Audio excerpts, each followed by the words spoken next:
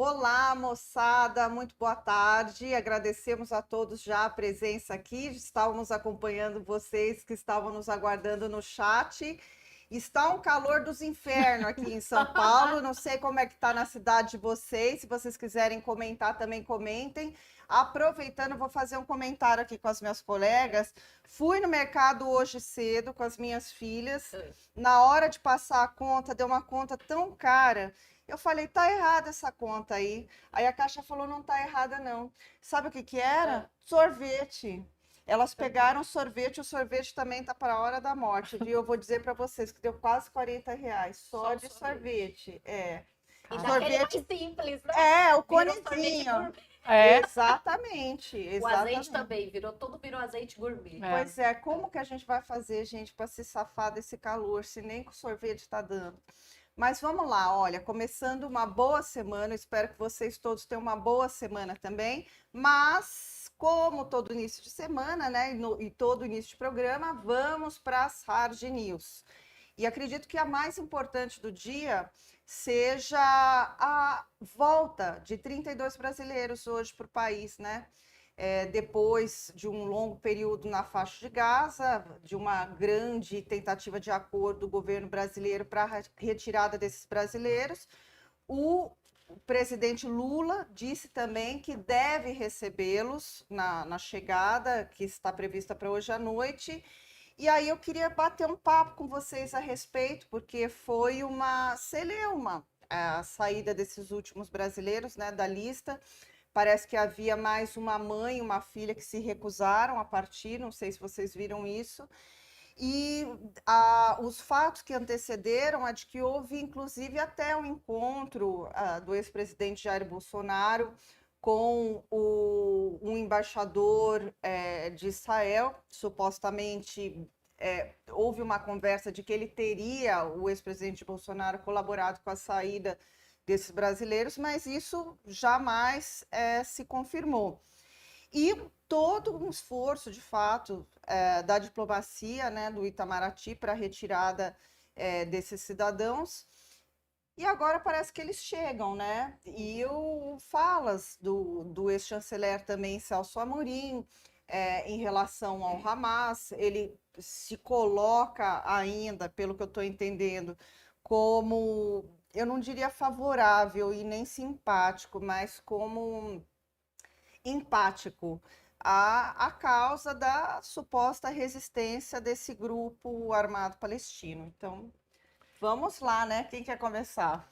Vai lá, Dani. A Boa nossa tarde, uma boa especialista. tarde, Ju, uma boa tarde, Deise, uma boa tarde para toda a equipe que está conosco aqui e, claro, né, uma boa tarde para todos vocês que estão assistindo o Politiquins.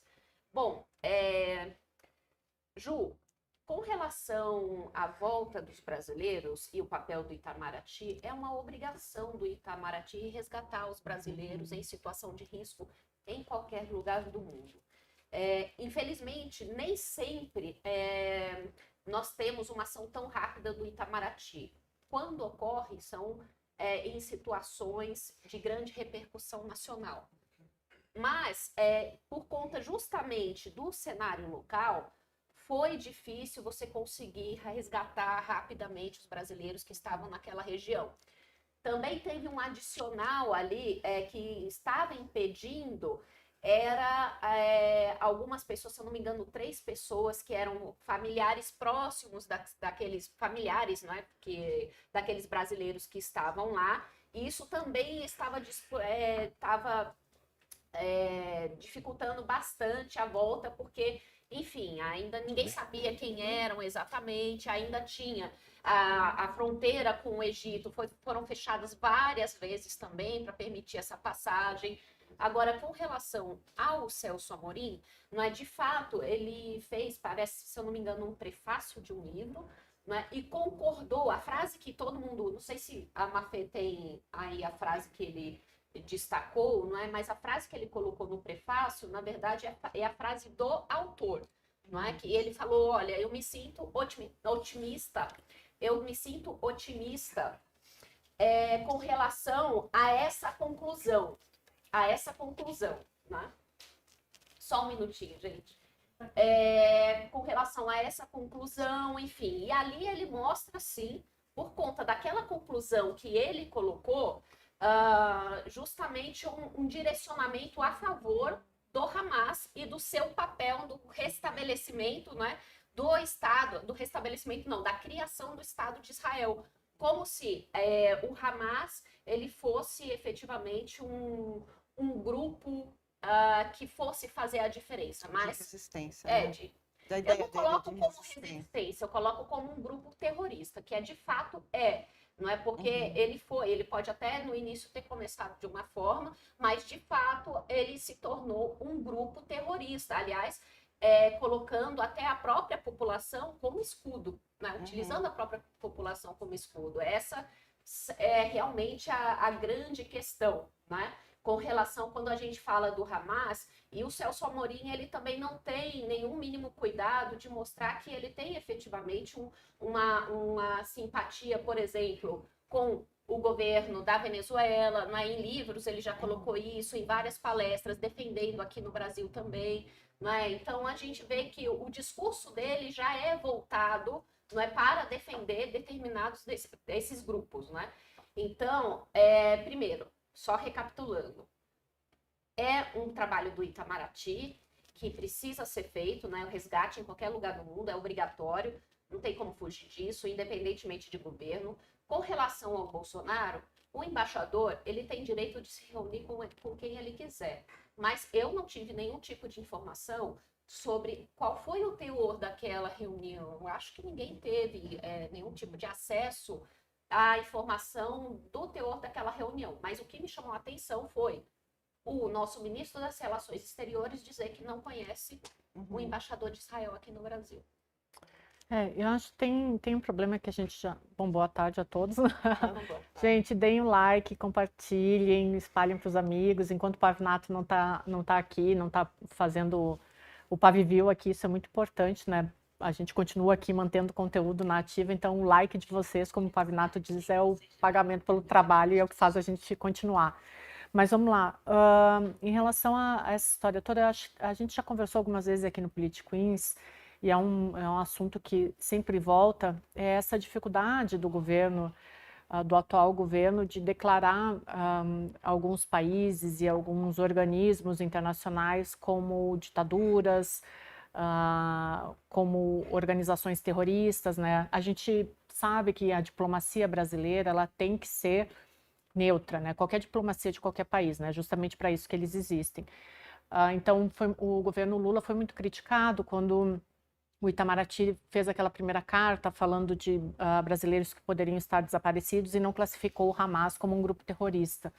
Mas o Itamaraty tem essa prerrogativa, né, de ter uma linguagem o mais neutra possível. O governo, não. O governo ele tem que se posicionar e eu acho que foi aí que o governo Lula errou, né, quando não declarou e não consegue declarar até agora o Hamas como terrorista, né, e é uma coisa que a guerra ela vai se estendendo, ela vai continuando e eles não conseguem fazer isso, da mesma forma como não consegue se posicionar muito claramente em relação à guerra da Rússia.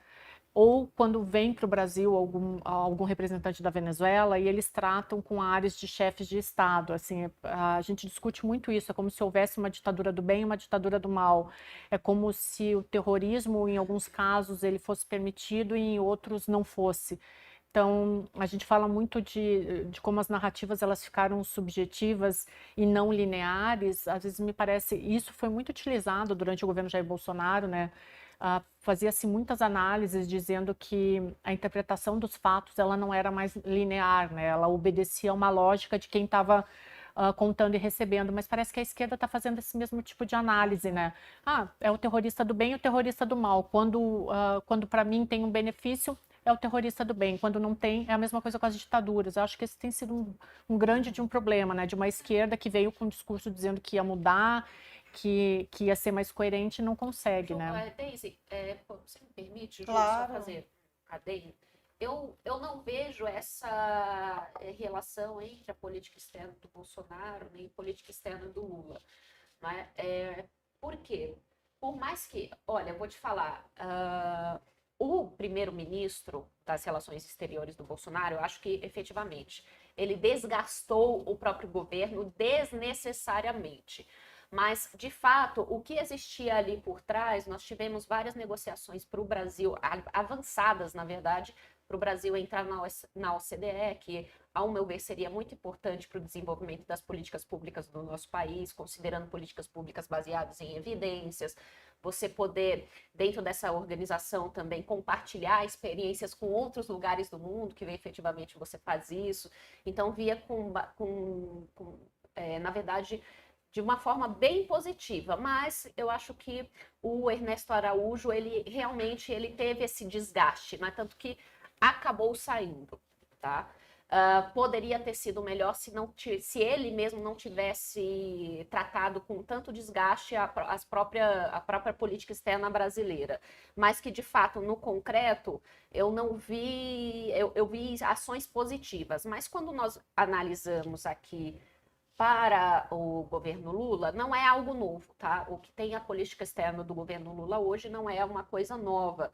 Na verdade, é uma continuação dos governos anteriores dele, não é? Mas eu acho que quando a gente verifica a política externa do governo Lula, aí nós temos efetivamente defesa de ditaduras, né? Algo que para o governo anterior do Bolsonaro, não existia isso.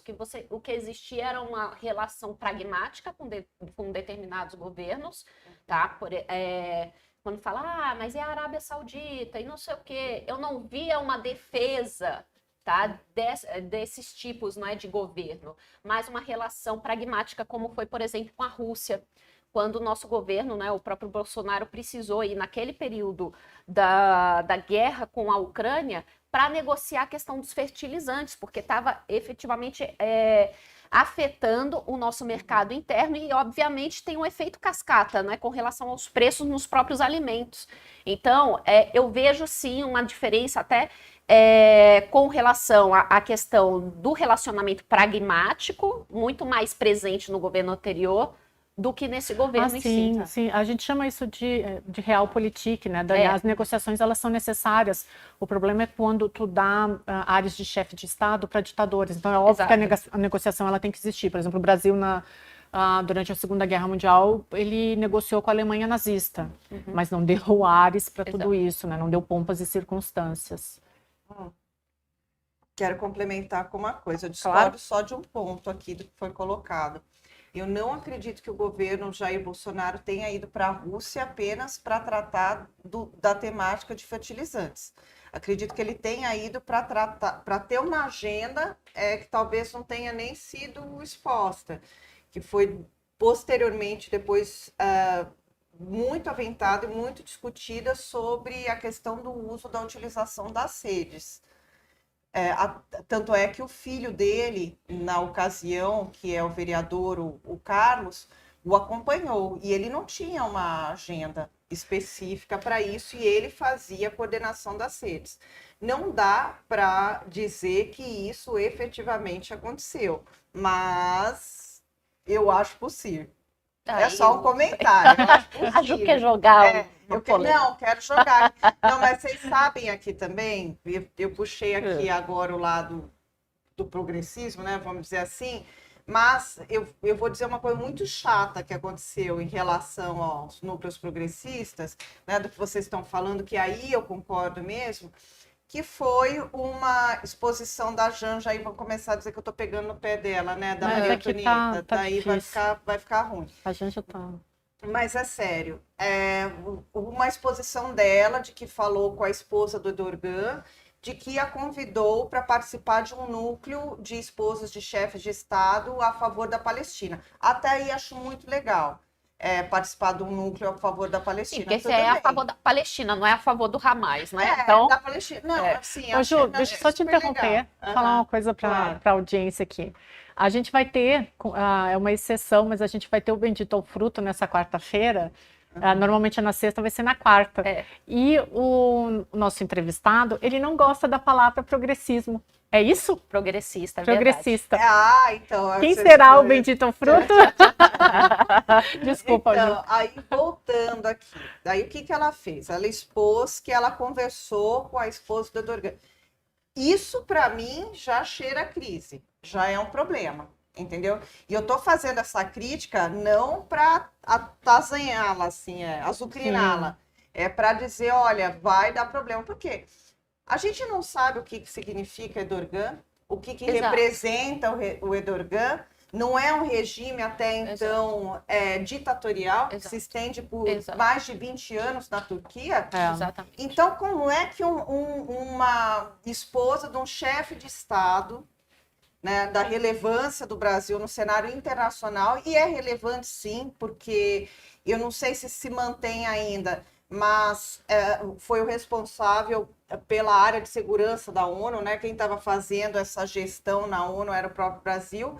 Como é que ela se coloca dessa maneira? Mas, Ju, sabe o que Para parecer que é importante num cenário. Tudo bem, é importante, mas se vinculando de novo a uma ditadura, você fala assim, gente, no céu, é assim, é uma produção de crise no dia a dia. Exato. Sabe? Mas eu acho que tu até respondeu a tua análise. Eu acho que tem um ponto assim na Janja, e às vezes eu vejo que isso se estende para o Lula também. A gente não pode alegar que ela tem desconhecimento pela posição dela, né? Ela não pode se permitir ter desconhecimento, que nem, por exemplo, o Flávio Dino não pode dizer que teve desconhecimento que recebeu lá a primeira-dama do tráfico, né? Então isso não pode, né? Ela tem que pesquisar antes de falar qualquer bobagem. Mas às vezes me parece que a necessidade de aparecer ou de fazer parte, a questão do pertencimento, então, eu quero fazer parte das primeiras damas, eu quero dizer que eu me encontrei, Mas sei lá. Erdogan, Então, mas eu acho que Erdogan... é a questão do aparecer, sabe? Eu sou amiga da primeira dama da Casa do Caramba. E aí acaba deixando todo o conhecimento e racionalidade de lado. Ela aceitou. Então. Mas esse não é o problema. O problema é fazer. Tudo bem, Claro. Podia até ter feito assim na miúda. Né? Assim, fez, então. deixou quieto, Sem foi lá, fazer. se encontrou. Mas é essa coisa de Não, mas aparecer. precisa falar. Estou aqui com Deslumbramento. com a esposa. Deslumbramento. Gente, que já é sabido que é um Estado autoritário. Sabe aquela pessoa que fala, entendeu? assim, não querendo de forma alguma menosprezar, mas assim, tu tá ali no corredor e teu chefe, e aí, beleza, nossa, o chefe chegou para mim e disse, e aí, beleza, ele me conhece. Acho que é mais ou menos isso, assim, eu tô fazendo parte de um grupo que eu nunca imaginei que eu faria parte. E aí ela tá deslumbrada, como ela sempre se mostrou desde que começou esse governo. O deslumbramento não deixa raciocinar, que o que ela tá falando é até perigoso em termos de diplomacia. Concordo. Assim, agora para mudar um pouquinho de pauta, mas eu adoro essa pauta. Da mesma. Ao contrário, nosso ministro de Direitos Humanos, Silvio Almeida, sequestrado, né? Ele tá, onde está o Silvio Almeida? Gente, mandem sinal de fumaça. Onde está o ministro Silvio Almeida aqui? Porque era para ser a grande personalidade, no meu entendimento, desse governo. Também acho. Ministro Silvio Almeida de Direitos Humanos, negro, intelectual, Exato. passou por muita dificuldade na vida. Hoje é esse puro carisma que ele tem, o conhecimento. Cara elegante pra caramba. Elegantíssimo. Todo mundo concorda que cadê o Silvio Almeida, o ministro Silvio Almeida? Perdeu lugar para Janja, o Silvio Almeida? Não é possível, gente. Olha onde ele está. Não fala, Dani, porque eu acabo me emocionando, não deixa eu falar. Fala, fala. Não, eu acho que tem algumas figuras que poderiam ter sido emblemáticas para a esquerda, foram silenciadas.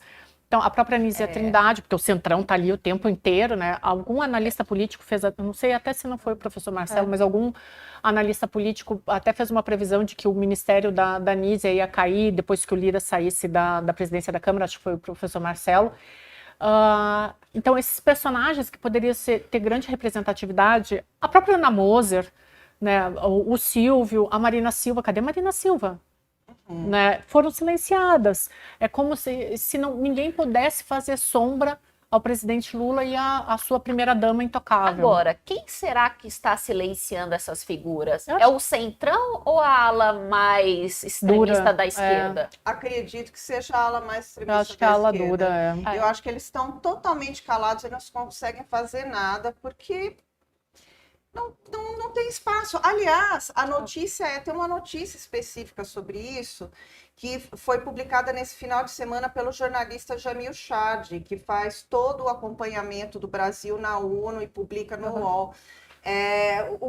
A ONU e 15 entidades de direitos humanos estão pressionando o Brasil para fazerem um tipo de uma visita, uma inspeção no próximo ano, que completa, faz aniversário, né? Um dos aniversários da ditadura, que é 2024, ano que vem.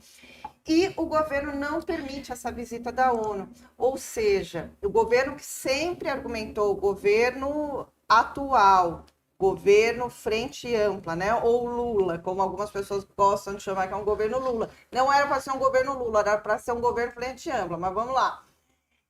Não permite que essas entidades venham de direitos humanos para justamente tratar da temática que eles próprios argumentam que foi uma ideia, que houve uma tentativa de apagamento do governo anterior do Bolsonaro, que foi a ditadura, do sumiço de pessoas. Então, o que fazer em relação a isso? Se o próprio governo sempre argumentou que o governo anterior, de Jair Bolsonaro, quis criar uma ideia diferente a respeito da ditadura, de que não existiu, de que não sumiram pessoas, e agora não permite que a ONU e essas 15 entidades que pressionam o governo para virem fazer uma visita aqui para falar exatamente do sumiço dessas pessoas, o que fazer? É totalmente contraditório. E, de novo, Silvio Almeida sequestrado não abre a boca para falar, não fala. Ele vai falar de inclusão, vai falar de coisas muito pequenininhas, que isso uma secretária de Estado poderia fazer, não o ministro. Agora, talvez ele esteja tentando até segurar o ministério, porque vai que outra figura assume aí nesse Ministério de Direitos Humanos, né, e acabe desvirtuando ainda mais o propósito do próprio ministério, não é, Ju? Porque tem essas questões também. Eu sou extremamente crítica desculpa, mas o Ministério de Direitos Humanos interessaria para o Centrão? Não interessa nada. Não interessa, mas a ala radical da esquerda interessa.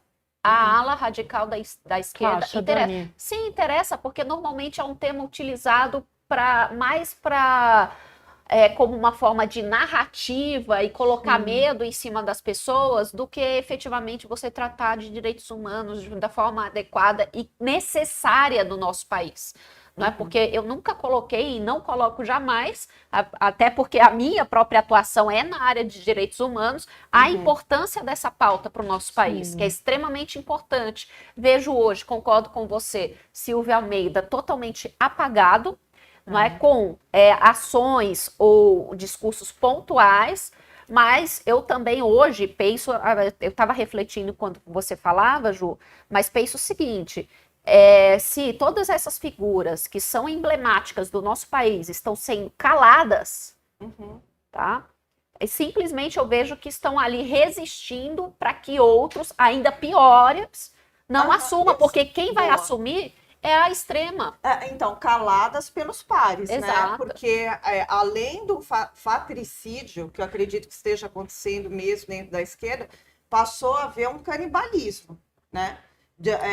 De se atacar entre os seus e os grupos cada vez mais, facções de esquerda, que essas são as que eu digo que não são de esquerda, são facções que se dizem de esquerda, para ocupar a narrativa, exatamente, e diminuindo a presença e tentando diminuir o brilho de quem é de uma esquerda democrática, a qual faz parte, né, no meu entendimento, Silvio Almeida, entre outras figuras, e realmente sequestrado.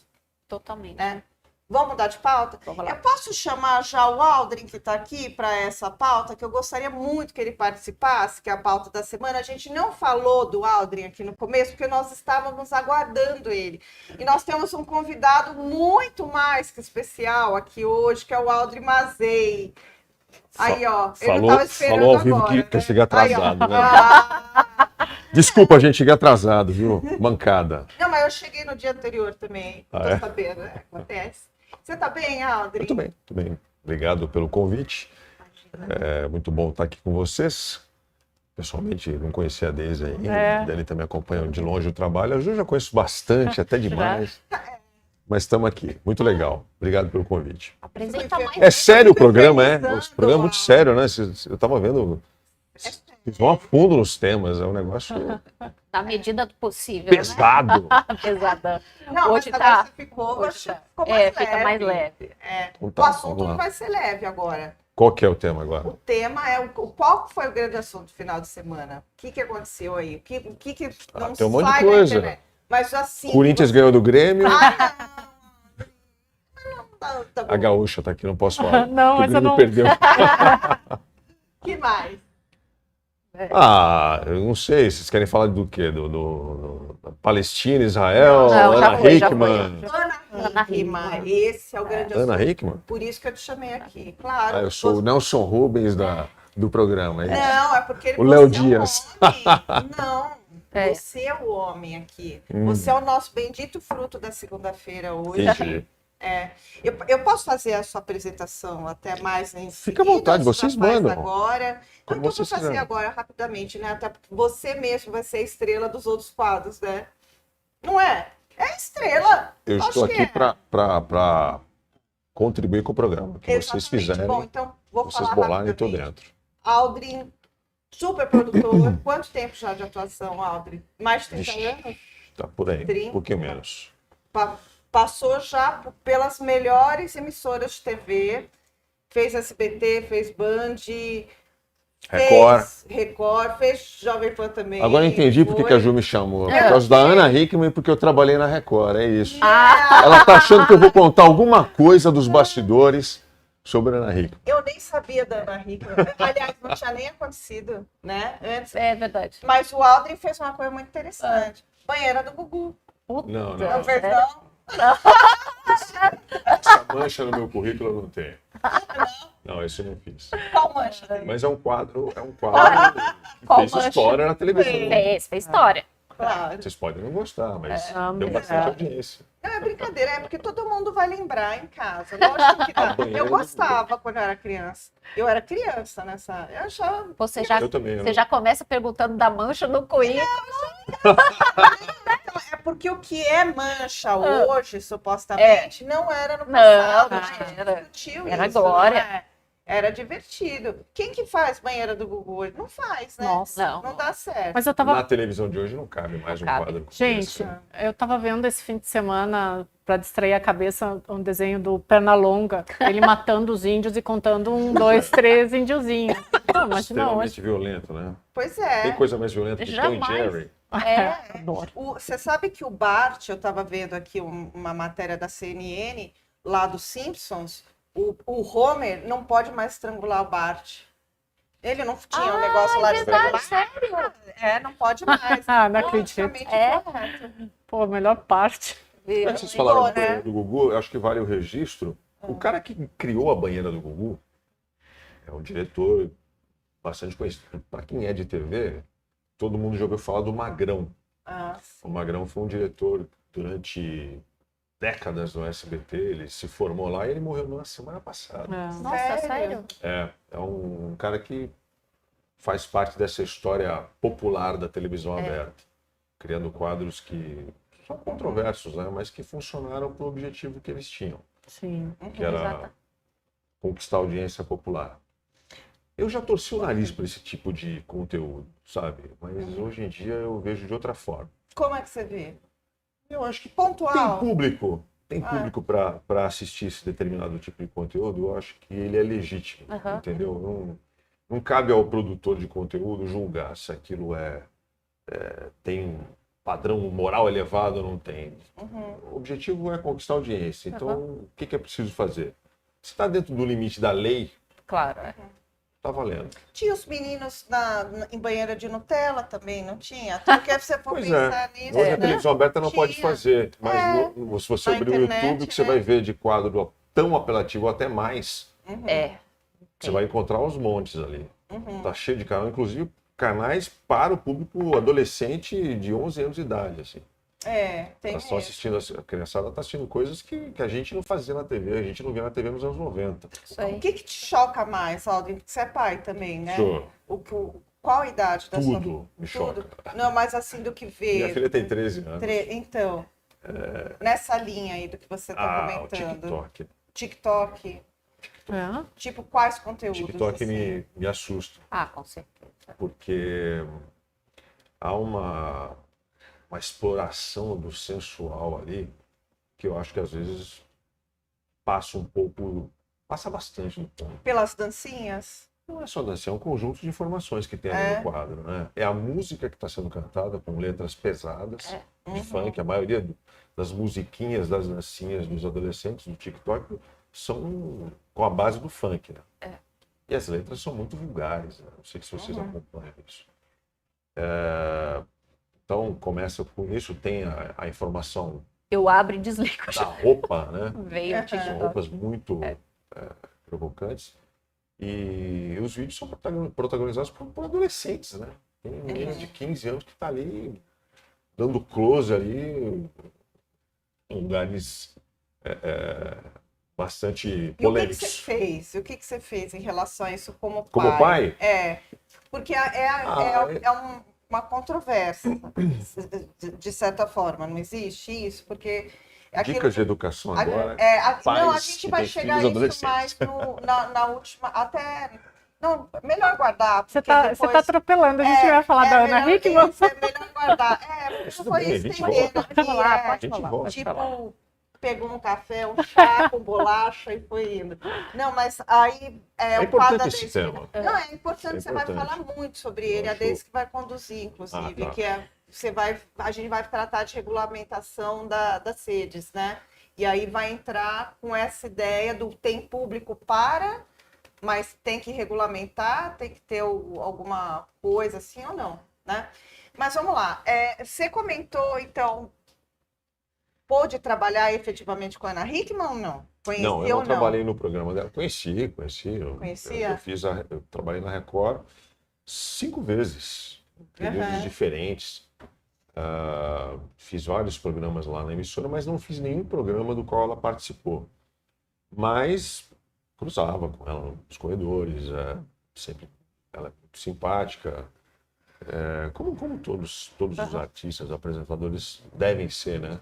Nos bastidores. Opinião que eu não tenho a respeito do marido, que é um cavalo, sempre foi um cara grosseiro, e eu não tenho nenhum problema em falar isso aqui, porque ele sempre foi muito mal educado com todo mundo, inclusive na produção dos programas Nossa, sério? pelos quais a Ana Hickman passou. Ninguém gostava dele. Parece que ele era agente dela. Ele era um né? empresário. Empresário. Ele era o cara que cuidava da carreira dela, desde muito cedo, desde antes da televisão. 15 anos. Era muito complicado negociar com ele, era muito complicado negociar a agenda dela. E ele controlava era tudo. violento com Não, isso eu não os sei, próprios eu não vi. profissionais na maneira Não, de ele era lidar? grosseiro. Grosseiro. Mal educado, assim. Uma vez ele me mandou sair do camarim, eu tinha ido lá passar um quadro com ela. Ele, sai que eu preciso falar com ela. Tava eu e mais duas tom. produtoras, a gente... Tá bom. E Eu não sei se você viu, Ju, que na verdade eles têm um relacionamento desde os 15 anos dela. E aí eles se casaram quando ela teve 17 16. anos. 16, né? ele tinha 30. Pois é, olha só, 16 anos. Aí eles se casaram para ela conseguir a emancipação, para ela aceitar um trabalho, não sei se era no exterior, enfim, mas eles viajaram a partir disso. Ou seja, você vê ali que era uma menina. Vocês podem falar, já era... Não, gente, abaixo dos 18, para mim, continua sendo menor. E menor precisa ser protegido de todas as formas. O que eu vejo de uma forma recorrente, tá, são essas meninas que muitas vezes acabam aceitando esse tipo de situação, né? E embarcando numa vida que ela não vai imaginar qual exatamente vai ser. Então eu vejo com bastante preocupação, porque é a repetição de vários outros casos, não é? Obviamente nós não sabemos se isso era corriqueiro, se isso acontecia, porque nós temos aqui a informação que ele era grosseiro com as outras pessoas. Mas se a Ana Hickman, ela tomou hoje essa iniciativa, não é, de denunciar, é algo que é um alerta para todo mundo. Não é? Porque a denúncia ela não é fácil. E o que as pessoas imaginam, Ju, é que essa questão de violência à mulher, ela só é restrita, não é, a quem é pobre, e não. E muitas vezes é mais difícil até para quem tem uma situação social melhor, ou às vezes De exposição como ela, isso, né? exposição, Pública, exatamente, pessoa pública. de exposição pública, ter essa coragem de ir denunciar. Então, Tá? Porque a pessoa ela se sente humilhada, ela pensa o que todo mundo vão falar de mim, que eu sou isso, que eu sou aquilo, que eu aceitei, não é? Então é todo um conjunto que constrange a mulher de fazer uma denúncia e de finalmente colocar isso da forma como deveria. Se ocorreu efetivamente essa denúncia tal qual ela está colocando, a partir disso eu vejo como um erro não colocar me esqueci o termo jurídico, mas um impedimento para que ele se aproxime dela. ela tá? não quis, né? Ela não aceitou. Ela não aceitou. Por mais que hoje eu vejo que isso não adianta de muita coisa, porque eu até falava Medida protetiva. Medida protetiva, isso, obrigada, Mafê. Medida protetiva. Eu chamo a medida protetiva como um instrumento para aguardar que a mulher seja morta. É dessa forma que eu vejo a medida protetiva.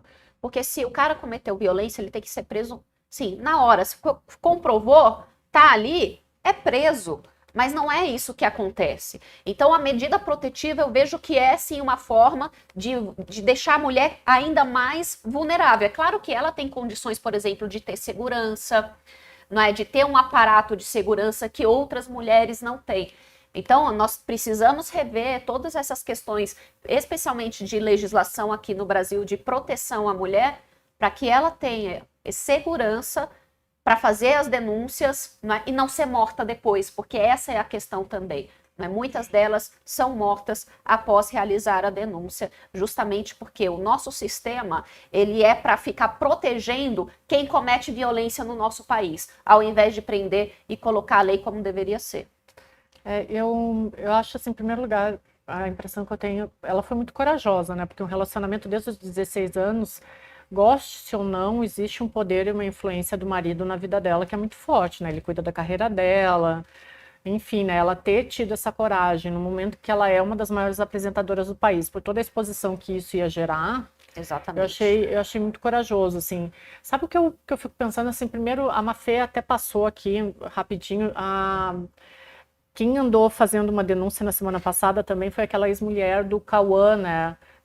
Não, ela se referiu a um relacionamento abusivo de forma alguma, ela ensinou que foi ele, mas como isso tem... Mariana Goldfarb. Mariana Goldfarb, Mas eu lembrei, sabe do quê? De um dos primeiros casos que a gente ouviu em relação a isso, que foi da Luana Piovani, quando ela comprovou que o Dado Dolabella tinha agredido ela. E naquela época isso não era normal. Então a Luana, naquele período, ela foi vista até como louca. As pessoas... ainda é vista, né? Mas as pessoas não acreditavam nela, desqualificavam o que ela falava. A Luana, por muito tempo, foi desacreditada e ela foi uma das primeiras a denunciar isso, né? Agora a gente vê isso acontecendo com um pouco mais de normalidade, eu acho que nem dá para usar essa palavra, mas muito por causa da Luana Piovani. Não. Sim, eu acho que muitos desses homens, eles acabam achando que a própria mulher ela não vai ter coragem de denunciar justamente por conta da exposição. Porque o próprio trabalho dela, olha só que louco, o próprio trabalho dela pode ser prejudicado se ela fizer isso, porque é uma pessoa que traz problema. Exato, exatamente. É muito complicado esse... Eu não quero aqui defender o Alexandre, mas... O esposo. O esposo. Ele chama Alexandre? Chama Alexandre.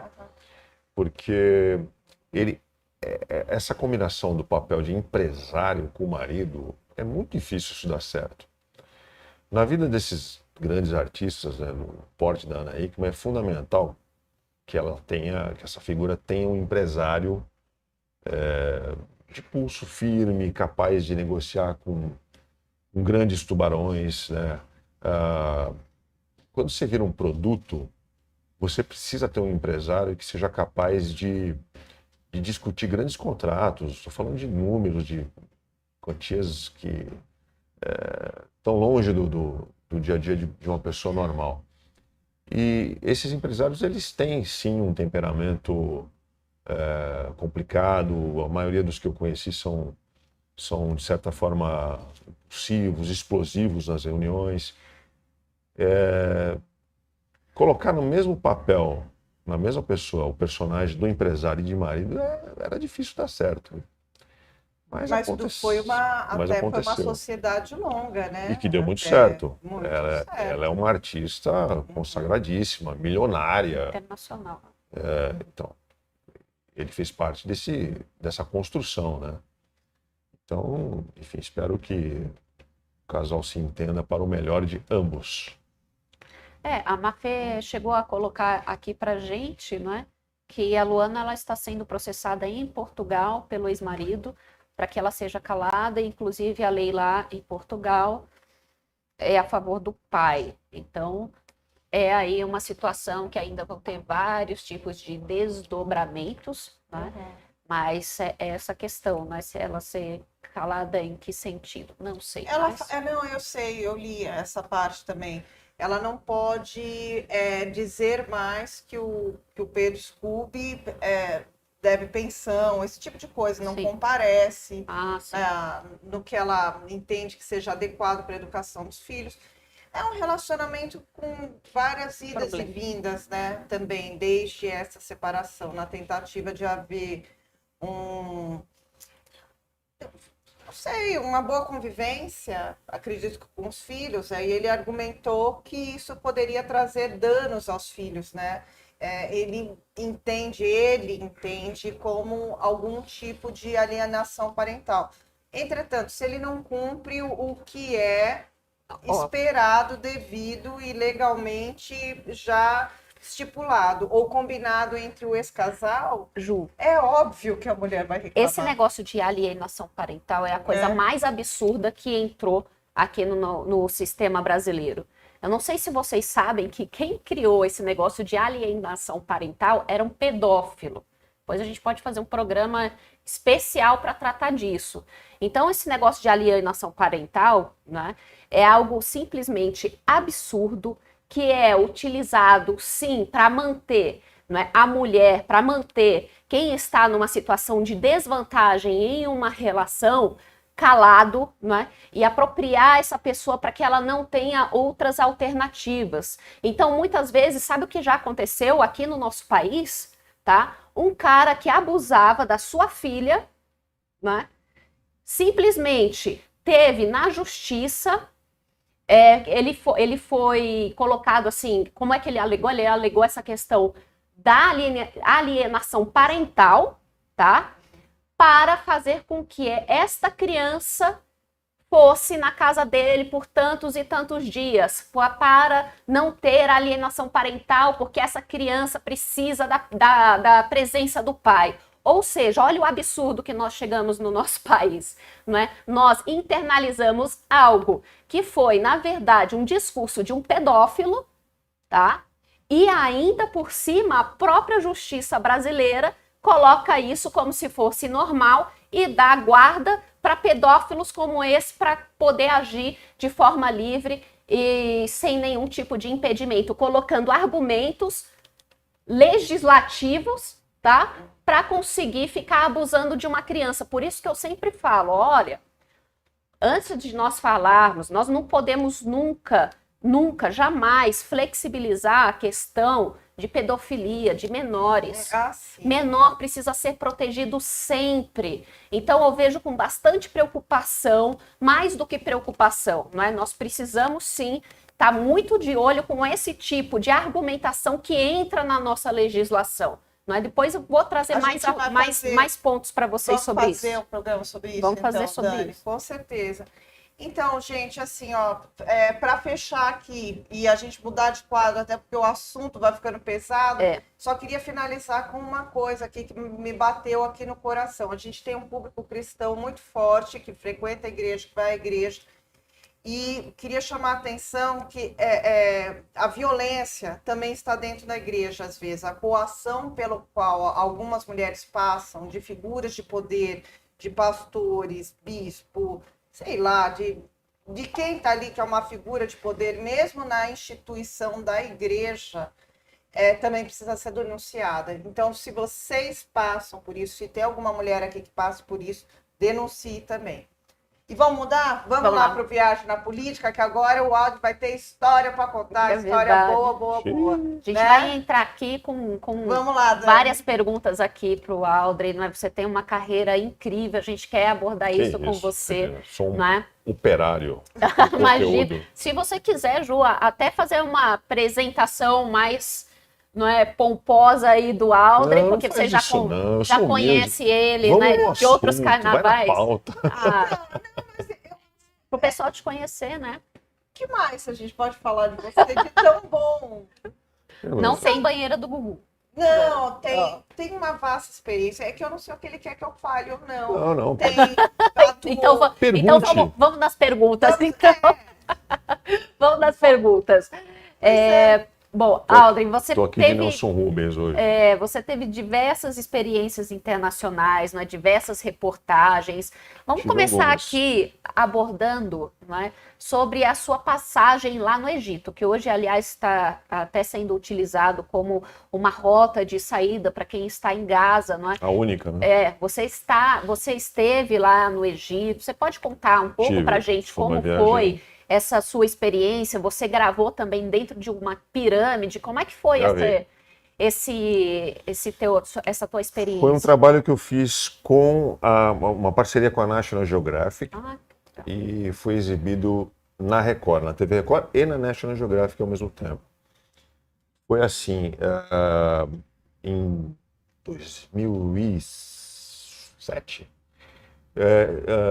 um dos especialistas da National Geographic, que ele era na época o ministro das Antiguidades, o Egito tem o Ministério das Antiguidades, né? Uma peculiaridade do país. E ele era um membro da National Geographic Society, ele era um arqueólogo chamado Zahi Hawass. Ele está vivo ainda, é uma autoridade ali naquela região, o cara que mais entende de egiptologia, conhece todas as pirâmides. E eles fizeram uma descoberta que encontraram uma nova câmara secreta dentro da pirâmide de Kéops.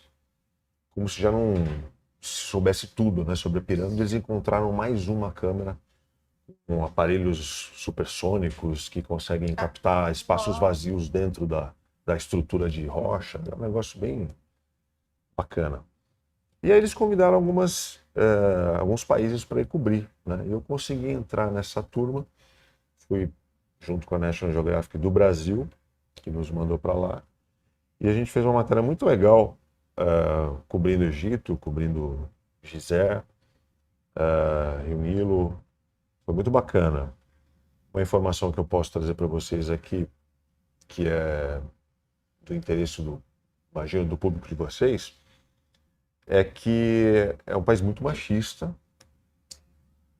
É um país maravilhoso para se conhecer. Acho que todo mundo tem que conhecer o Egito pela quantidade de informação histórica que existe ali, cultural, né? Mas é um país muito machista e mulheres costumam ser abordadas de forma muito deselegante nas ruas. Eu vi isso acontecer, inclusive com uma pessoa que estava com a gente. Aconteceu, foi uma equipe grande, né? E Pelos próprios egípcios? pelos egípcios. É. A maneira como eles consideram assim, a abordagem a uma mulher é uma coisa muito diferente do que a gente está acostumado aqui. Para dizer o mínimo, né? Diferente. Mas, enfim, vale a pena. Eu não tive ali na Península do Sinai, a gente tinha um planejamento de ir para lá, mas aí o orçamento não deu. Gostaria muito de ter ido. Conhecer ali a região por onde estão fugindo, né, os palestinos, né? E é isso, vale a pena conhecer. É um trabalho bacana, do qual me orgulho muito, porque gravar dentro da pirâmide requer uma série de autorizações, é um procedimento muito complicado, burocrático. Nem a Globo tem a imagem que eu consegui fazer para a Record. Dá para quem quiser eventualmente procurar Está nos isso arquivos da Record. Eu não sei se a Record internet, colocou isso dá para buscar no ou não? YouTube. Então, eu não sei se a Record disponibilizou isso no YouTube. Teria que pesquisar. Porque. Como foi? Vocês entraram em todas aquelas passagens? Tem um caminho para você fazer dentro da pirâmide até a câmara principal onde ficava o sarcófago do faraó, Sim. no caso o Quéops. E é curioso que dentro da câmara, dentro da pirâmide, do lado de fora tá 50 graus, né? Deserto do Saara. Aham. Lá dentro faz frio, cara. Tem uma engenharia, né, que os egípcios bolaram, um negócio genial. De vedação, né? Eles têm, não, a pedra veda o calor, mas Aham. tem um circuito de túneis pequenos por onde chega o ar. Então lá dentro venta. É muito louco. E a pedra é fria, você põe a mão na pedra, você sente ela fria. Você já teve lá? Desde? Não. Muito legal. Vale Você a pena. teve, vai Não, no viajar daqui Egito- essa aqui, ó. Não, no Egito eu sensacional. não tive, no Egito eu não tive, mas eu sempre fico curiosa, né? Como é que eles conseguiram É incrível. ter O essa construção. primeiro impacto é você ver o tamanho da pirâmide ali na sua frente. É um negócio assustador. Eu gosto daqueles programas do estilo alienígenas do passado, sabe?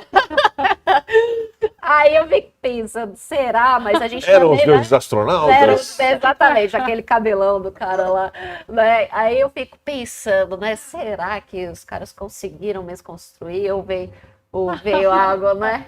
A mais para Mas ajudar? essas suspeitas você não pode nem levantar lá Lá. para os egípcios, porque isso Eles aí, ficam bravos. eles ficam até ofendidos. Não, fomos nós que fizemos Claro. as pirâmides, pô, como assim? É lógico, né? Foram eles que Como fizeram. É, né? Senão, Não, isso já está meio que provado, né? Até por descobertas recentes tem hieróglifos que mostram exatamente o procedimento Aham. usado Que era para conseguir possível. levantar aquelas pedras sim, é verdade. gigantescas lá em cima.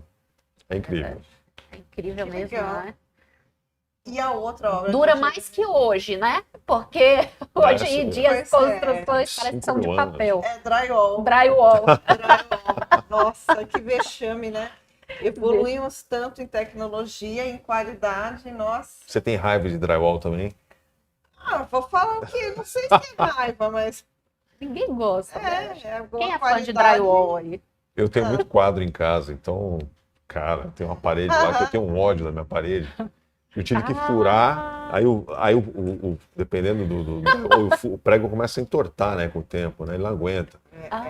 Aí eu faço um outro furo próximo para esconder aquele furo e botar o quadro em outro lugar. Isso. Aí ele tava ornado ali, tinha uma diagramação bonitinha, já foge toda a diagramação, você tem que rependurar os outros. Fazer outros. Pô, dá uma Ô, raiva. Audrey, deixa eu te perguntar uma coisa aqui. Tu foi produtor de TV durante muito tempo, né? Sim. A gente não entrou muito nesse detalhe, mas eu queria saber, assim, por quais lugares que tu passou e com o que tu tá trabalhando hoje? Ó, só uma coisa, tem uma coisa muito legal dele, só para relembrar desses lugares, o Peru, a história do Peru. É? Do É. Peru? Você não foi pro Peru? O país. É. Sim. Mas você achou que fosse o quê? Não sei, o Natal tá chegando. Eu pensando também que era de achei que era Natal. alguma coisa do Natal. Engenharia. Porque você pensou que era o quê? Eu não entendi agora também. Não sei, você riu. A gente tá falando viagem na política, a Deise está perguntando aqui dos lugares. Eu lembrei da sua Eu não história. fiz uma cobertura jornalística política no Peru. Foi também para mostrar peculiaridades, aspectos da história dos Incas ali. Eu gravei em Machu Picchu, gravei em Cusco. Mas o Peru é um país bastante complicado, né? Sim, ano passado. Você teve lá ano passado, naquela Não, confusão que teve? não, foi antes. Tá. Mas um país muito pobre, né? E ao mesmo tempo encantador. Também é uma viagem que eu recomendo a todos, porque não é tão caro ir para o Peru, tá aqui do lado. Comida maravilhosa e tem lugares lindos, além das relíquias culturais, né, dos Incas. Muito bacana, vale a pena. Mas é um país complicado, é um país que não se ajeita, né? Eu não entendo por quê. Troca de presidente assim. Teve, acho que mais de meia dúzia de trocas nos últimos meses, desde as últimas eleições. Eles trocaram Quase 6 uma- vezes então. em 4 anos. Teve muito. Então, teve muita Seis troca. presidentes em 4 Sim. anos. E diversos mortos. Também. Do último ano para cá, de oposição, de grupos de guerrilhas também, no que aconteceu o mesmo problema de brasileiros ficarem presos no país, não conseguirem Sim. sair num primeiro Eu não conheço instante. muito a política no Peru, mas o que eu vejo é que me parece que tem um congresso lá que manda mais que o centrão do Arthur Lira, né? O congresso deles lá é barra pesada, assim. Tem uma brecha na Constituição que dá muito poder para o Congresso peruano, não é? E eles podem destituir presidentes assim com muita facilidade. Lá institucionalmente é bem, Me corrijam se estiver errado. é bem difícil mesmo. Então, mas eu quero saber o que o Aldrin está fazendo e qual foi a tua história. Ela quer saber da televisão brasileira. Isso aí. Olha, eu comecei a trabalhar com audiovisual nos anos 90 e mudou muita coisa de lá para cá, né? A televisão daquela época, a gente começou, você brincou com banheira do Gugu. A televisão naquela época não competia com a internet, não existia, né? Quer dizer, existia internet, mas ela não era massificada como é hoje. E não competia com redes sociais, né? Redes sociais é uma coisa que começa nos anos 2000, 2005, né? Vai se pegar. Então, basicamente, a TV ela era o grande centro de informação de tudo, né? Da família brasileira, né? Então, as tribos, os jovens, eles eram formados pelo conteúdo da televisão. Você tinha TV e tinha o rádio também, né? O jovem era comum ele ter um adesivo no carro da rádio que ele mais ouvia, porque aquilo era... Nossa, na janela do quarto, né? Era um traço da identidade dele, né? Era um traço da identidade. Você dizer que você ouvia determinada rádio significava muito a respeito da sua formação cultural, né? Então, se você era mais rock and roll, mais arrojado, você ouvia 89. Isso. E aí você tinha o adesivo da... Estou falando aqui para São Paulo, né? Nem Isso todo aí. mundo conhece a Rádio 89 fora de São Paulo. Mas é uma rádio Transamérica fazia muito isso, né? Transamérica, a Jovem Pan tinha outro significado. A Rádio Cidade. E assim era com as TVs também. Então tinha o público da Globo, o público da Record, o público do SBT. Então quem gostava de assistir o Silvio Santos no domingo, não gostava de ver a Globo. Enfim, tinha essa... Sabe que eu ouvia muito quando era criança? Rádio Capital. Rádio Capital. Porque minha mãe acordava super cedo para ir pro colégio, né? E aí ela sempre tinha algum desastre falando ali, né? E eu ali comendo, morrendo de medo. Morrendo de medo. E ela comprava ainda o Diário Popular. Isso, Diário Popular. Não é? Diário Popular. As rádios AM eram fortíssimas. Né? Fortíssimas, impressionante. As maiores Nossa, que audiências do nostálgico. rádio eram do AM. AM, é verdade. Em Aldrin, tu fez também um programa que deu bastante audiência aqui, que foi A Grande Verdade, né? Agora tu tá com uma mudança nele, né? Tô com uma mudança nele. Para 2024, né? O que eu posso falar a respeito dessa mudança é que a gente está negociando com uma grande plataforma produtora de podcasts e que eu imagino que em 2024, agora já no início do ano, a gente consiga retomar um programa que eu lancei junto com a Juliana Fratini, que participou lá bastante, na Rádio 97 aqui de São Paulo, um programa que falava de política e atualidades para o público jovem, foi lançado em 2020 e que deu muito certo no rádio. A gente continua depois um pouco no YouTube e que agora a gente deve retomar outro formato com outra estrutura. Eu posso fazer um comentário desse programa que eu acho que foi o grande... A Jô suspeita, ela gostava muito de falar. Demais, mas tinha um diferencial que é muito importante. Numa época em que a esquerda, o progressismo, estava totalmente em baixa, que não encontrava, exatamente, não encontrava nenhum espaço em rede aberta para falar. Esse era o único programa democrático nesse sentido que apresentava todas as perspectivas. E a gente brincava muito, inclusive, não é verdade? Sim, verdade. Não tinha em rede aberta. Alguém lembra aqui em rede aberta algum programa que poderia... Em 2020 a 2022, início. Que expusesse mais também o progressismo. Não tinha. Todo mundo era contra. E aí, Rebeldes da Grande Verdade, né? Não era um programa progressista. Não era. Então, mas tinha um espaço democrático para o progressismo. Você sabe por Exatamente. que surgiu, né, o programa, né? Eu já te contei, né? Da onde veio a ideia de fazer a Grande Não, Verdade. não lembro. É porque eu trabalhava na Jovem Pan. Tem alguém aqui que trabalha na Jovem Pan? Tem. Acidentes. Tô nem aí, tá desse. Eu vou falar tudo agora. Ah, Não, tô brincando. pode falar. Tenho grandes amigos da Jovem Pan, gosto muito do pessoal que tá lá. De alguns. Mas eu trabalhava lá, eu era diretor de criação da Jovem Olha Pan. só. Entrei lá em 2015 e participei de muita coisa que aconteceu lá. Na televisão, no programa Pânico, que estava na Band, Legal. e lá dentro, na rádio. E eu vi algumas decisões serem tomadas e a emissora começar a caminhar para o lado mais da direita radical, né? Que foi algo que aconteceu com a Jovem Pan num período que a Deise não estava lá, vou ressaltar isso, mas foi, né, entre 2018 até as eleições do ano passado. Não estou contando aqui nenhum segredo, acho que é uma percepção que todos têm, de que a rádio fincou o pé na direita, né? E eu não estava mais me alinhando com esse caminho, com essas decisões e vi que algumas coisas estavam sendo feitas lá de forma muito incorreta, vamos dizer assim, no que diz respeito ao jornalismo. Então, exatamente esse ponto que a Juliana levantou, de dar espaço para todo mundo de forma honesta, isso me incomodava muito, eu não estava vendo isso acontecer lá. Mas o que você chama do espaço para todo mundo de forma honesta?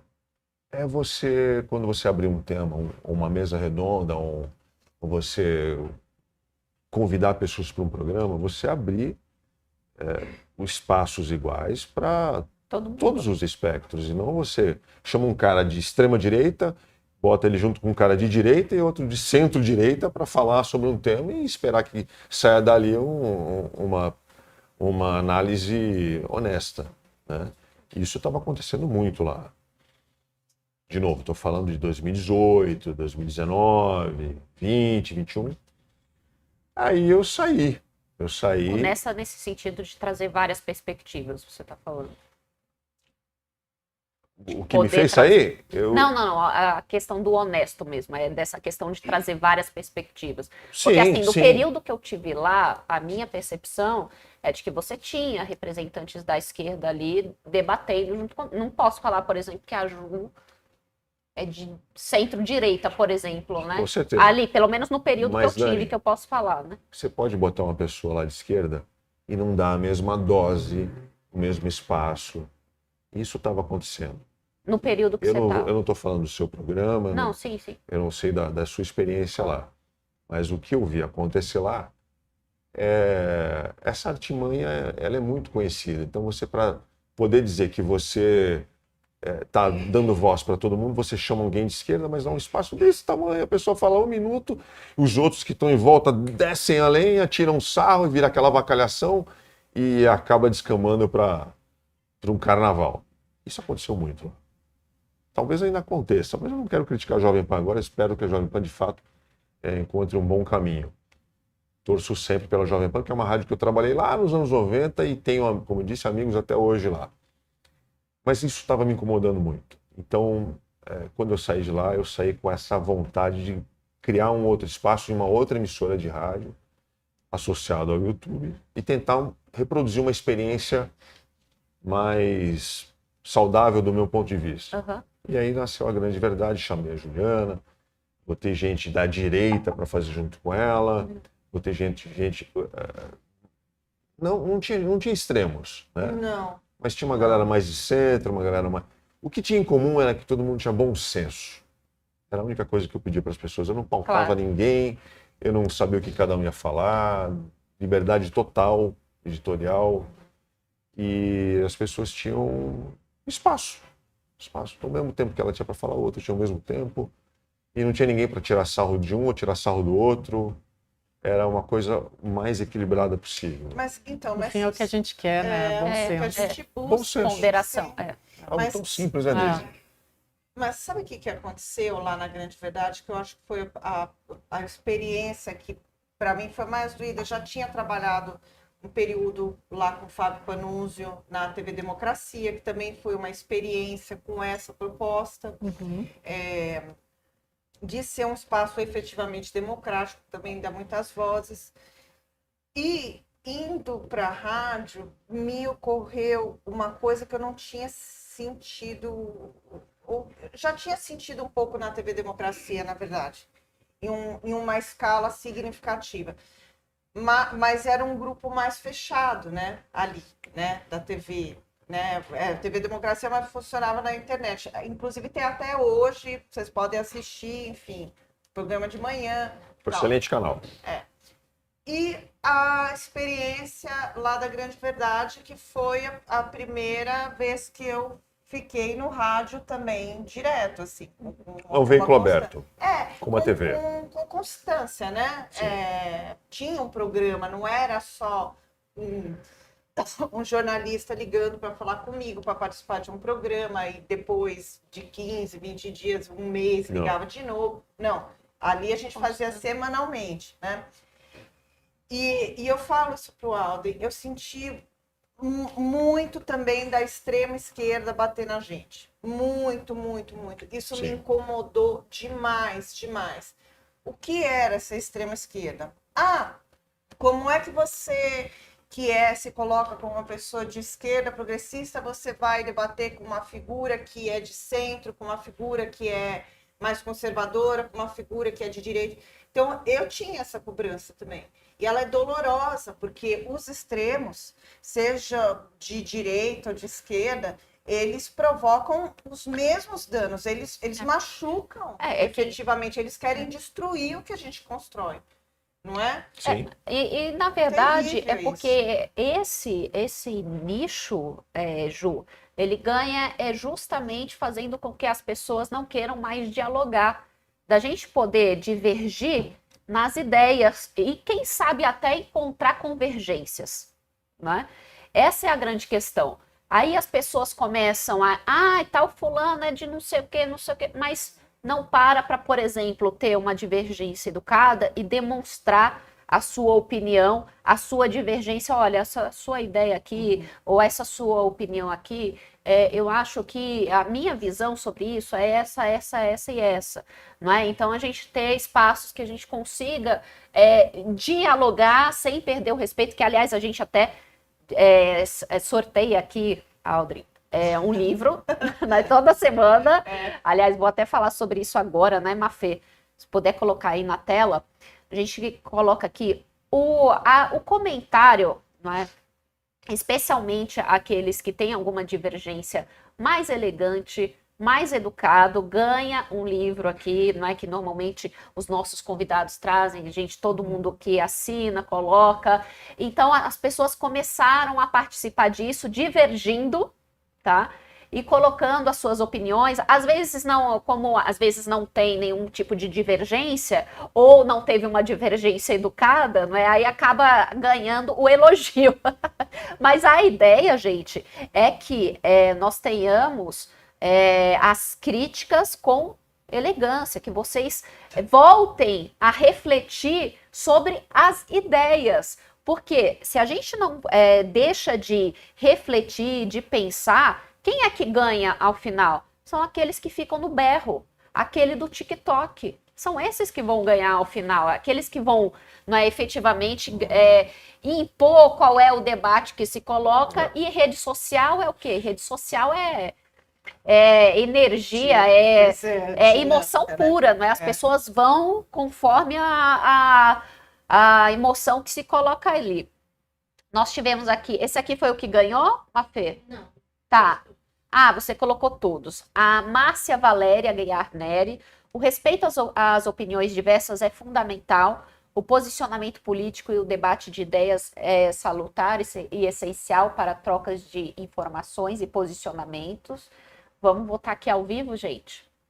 Pode ajudar aí, Aldo, você gosta mais. Hélio, que está sempre aqui acompanhando, muito obrigada, Hélio, também.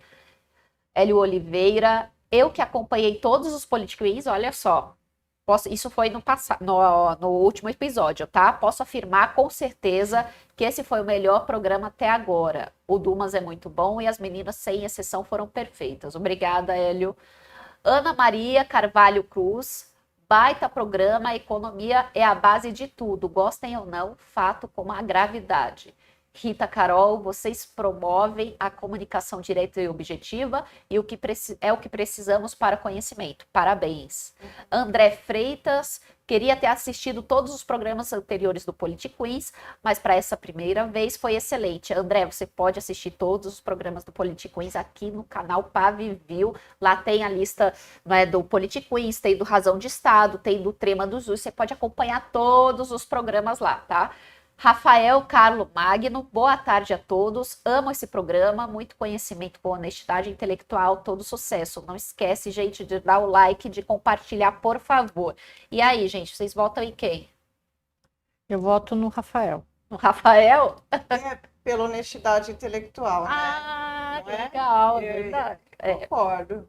Pode ser Rafael. Rafael. Rafael. Obrigada, Rafael. Ficou você hoje. Faz o seguinte, Rafael, se você estiver assistindo, envia para nós uma mensagem lá no Instagram que nós vamos colocar nós vamos pegar o seu endereço e aí nós vamos ver aqui. Vai ser o livro da Daisy? Vai ser o livro da Daisy, viu? Do Jair. Os discursos do Jair, não é? Então, vai lá no nosso Instagram, Politiquins, escreve pra gente poder te enviar este livro sensacional da Daisy, autografado. Bom olha esse só, nome, Politiquins, incrível, né? Muito bom Incrível. esse nome. Você gostou? Gostou? Olha só, Muito bom. que legal, hein? Ô, Aldrin, vamos pra Fala, parte Daisy. de- O que você vai quer lá. saber? Falando em Queens aqui, quem foram as pessoas mais famosas que tu trabalhou, as mais legais e as que, se der pra falar assim, algumas que te deram problema? Que deram problema. Olha o que ela quer saber. Mas começa com as mais Não legais. quer saber de assim. coisa boa, quer saber qual que deu problema, qual que tretou. Não, a gente vai chegar na coisa boa, calma lá, É calma lá. porque ela é curiosa. Ela é.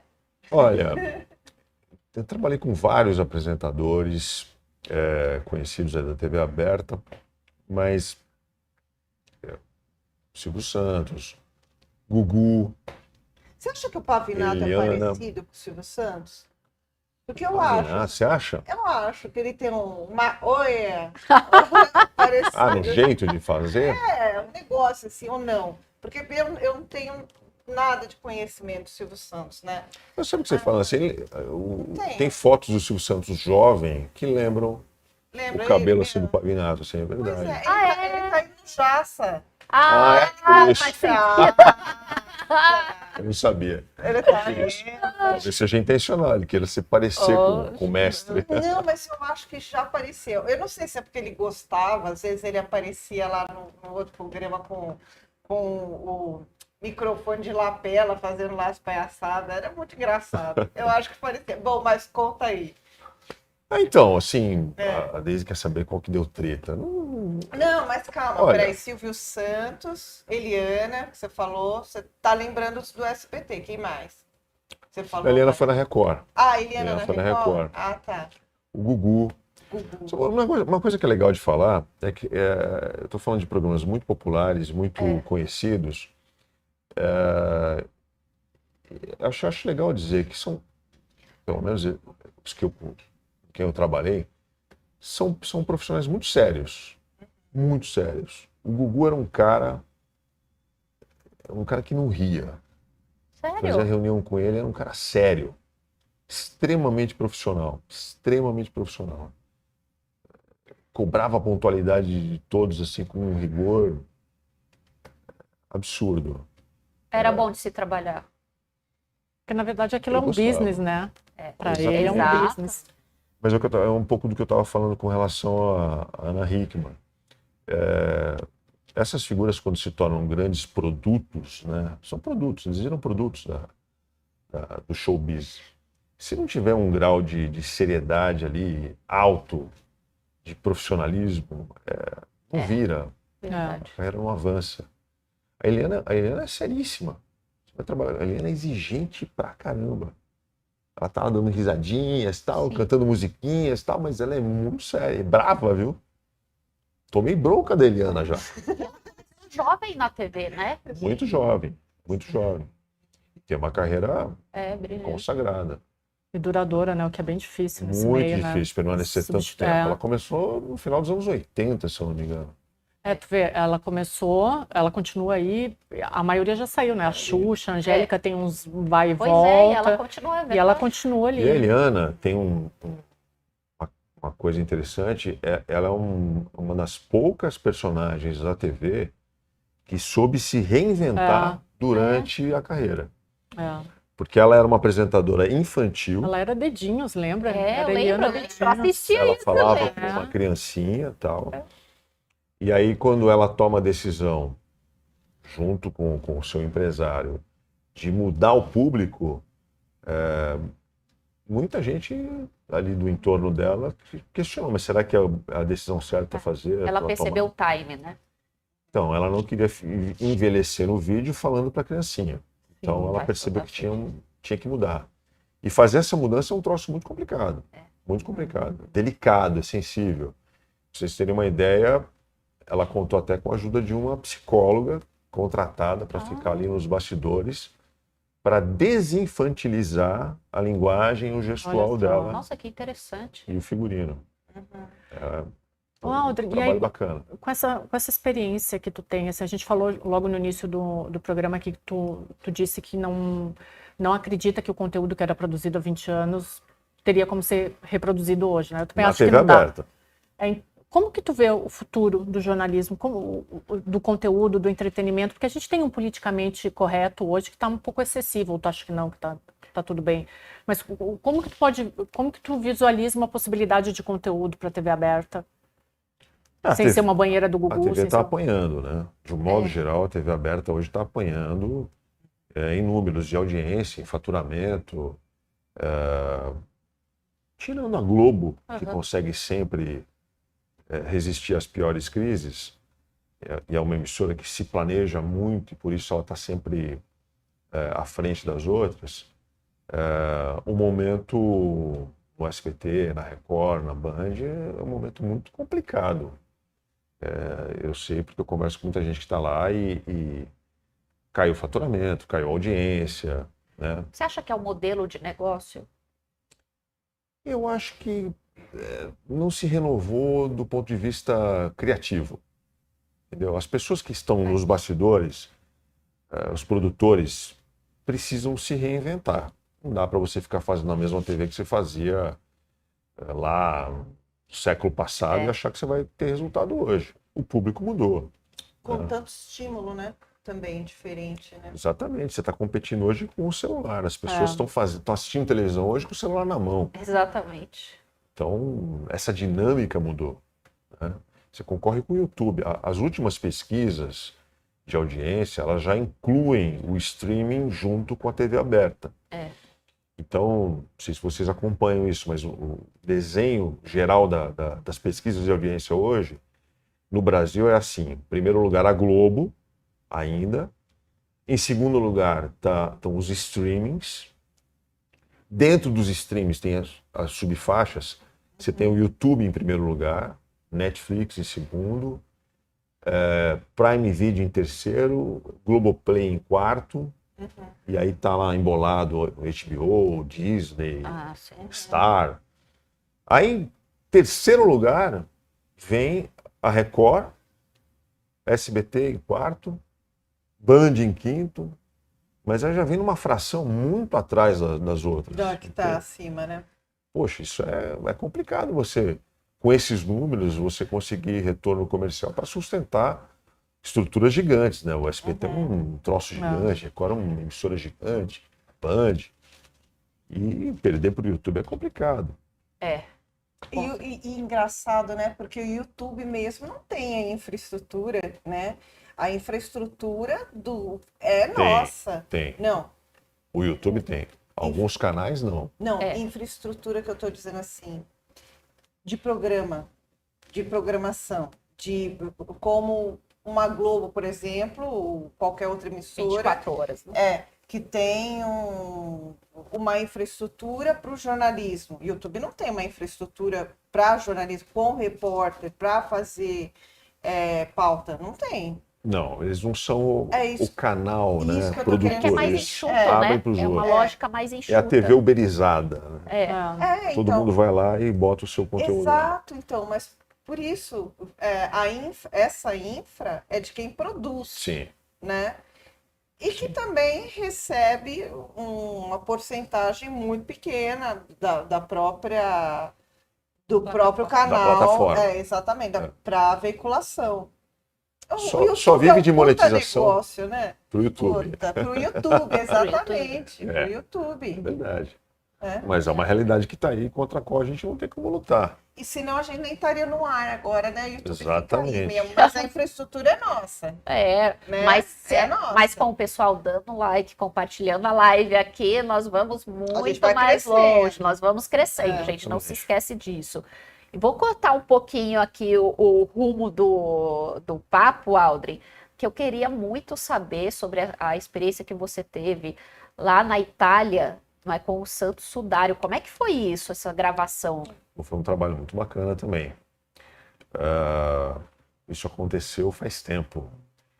Foi quando o Papa ainda era João Paulo II, e ele abriu o sudário para uma exposição pública.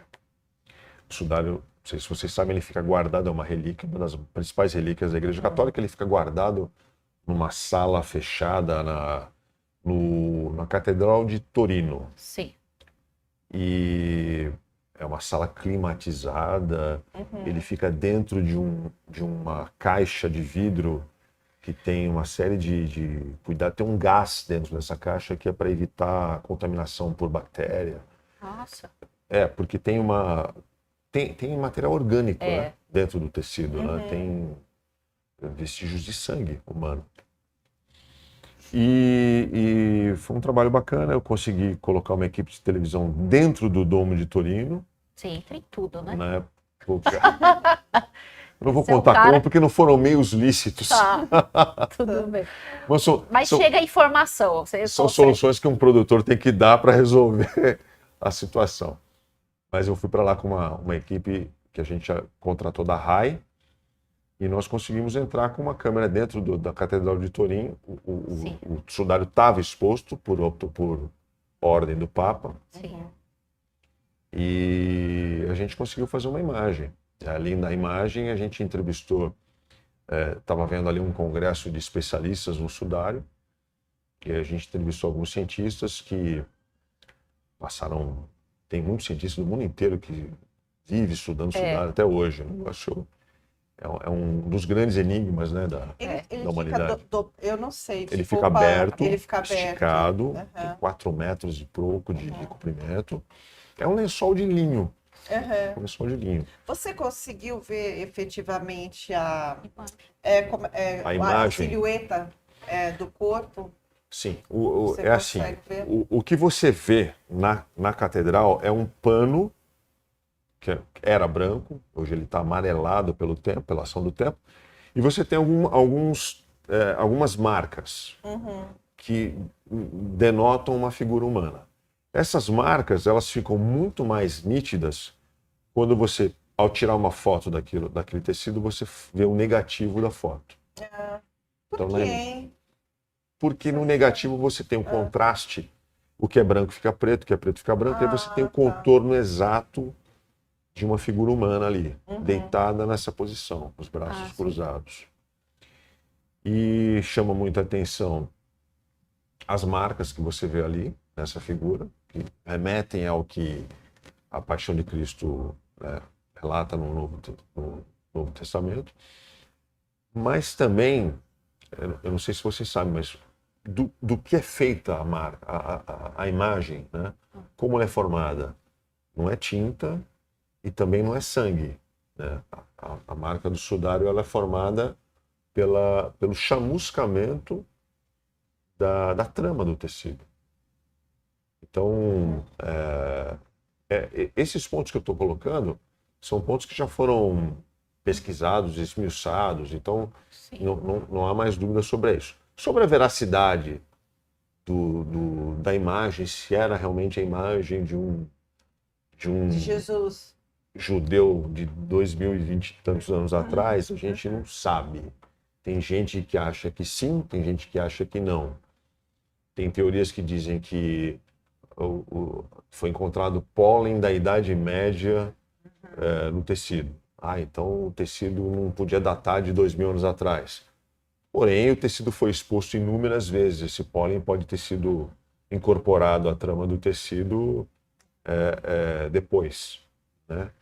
O fato é que a imagem é formada por chamuscamento, ou seja, o tecido encostou num corpo e esse corpo queimou o tecido. Queimou só a primeira camada dele. Se você olhar no verso do sudário, você não vê uma imagem. Olha só, a Mafê colocou aqui. Essa é a imagem do negativo. É muito louco.